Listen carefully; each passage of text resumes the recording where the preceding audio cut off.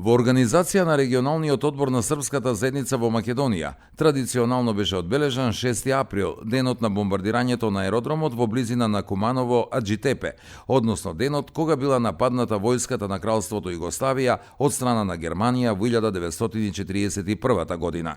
Историскиот датум пригодно беше одбележан пред споменикот на 8 загинати авиатичари на улицата Никола Тесла, каде бројни делегации на институции, невладини организации и политички партии во знак на почит и благодарност положија свежо цвеќе.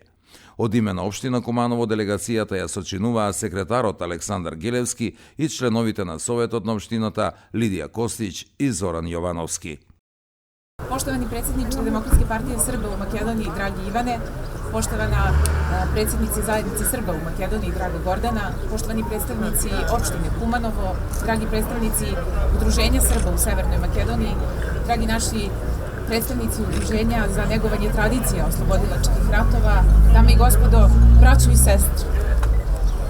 Malo je onih koji znaju da je, kao i mnogo puta u istoriji, sa ovih prostora, iz ovih krajeva, još jednom zapaljen plamen slobodarske borbe, onako kako je zapaljen i 6. aprila 1941. godine. Malo je onih koji znaju da je samo nekoliko sati pre stravičnog napada na Beograd sile osovine su svoje snage ustremile na baš ove krajeve gde mi danas stojimo. A hrabri orlovi 5. lovačkog puka vazduhoplovstva Kraljevine Jugoslavije su, ne žaleći svoje živote, odlučno krenuli u suprotstavljanje u to vreme najmoćnijoj i najmodernijoj vazduhoplovnoj sili verovatno na svetu. Ne štedeći svoje živote, položili su hrabro žrtvu, ali nisu odustali, ali nisu ustukli pred brojčano i snažnijim i nadmoćnijim neprijateljem, već su hrabro štitili nebo iznad južne Srbije i zauvek upisali svoje imena u večnost. Ja ne mogu da vam ne kažem koliko me raduje što smo se danas ovde okupili u ovako velikom broju. Veoma je važno da pamtimo ne samo žrtve velikana čija su imena upisana na spomeniku iza mene, već da pamtimo sve žrtve našeg naroda položene u slobodarskoj borbi koja je nama tako svojstvena. Srbija se danas nalazi pred velikim izazovima. Srpski narod ponovo, kao i mnogo puta u istoriji, biva stavljen pred velika iskušenja.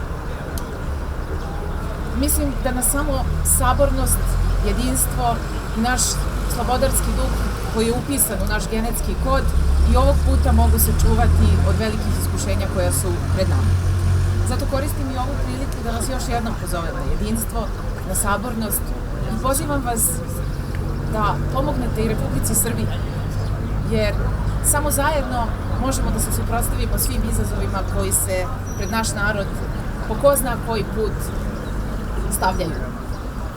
I kako naš narod sa proleća nekako obeležava mnogo tužnih i važnih datuma u našoj istoriji, seća se svih žrtava koje smo dali u borbi za slobodu, baš kao što se svake godine proleće ponovo rađa bez obzira na to koliko duga i strašna zima bila, tako i naš duh ne može biti uništen.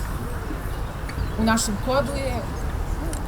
našem kodu su slobodarski geni i ja sam ponosna što danas stojim ovdje sa vama i želim da vam se zahvalim što sve ove godine čuvate srpski identitet, što čuvate svoje poreklo, svoje ime, što ste ustrajali i bili svoji u vreme kada to nije bilo lako i zato vam još jednom kažem da sam veoma ponosna što vas danas vidim u ovako velikom broju i da će Bog da nas iz godine u godinu bude sve više na ovom mestu.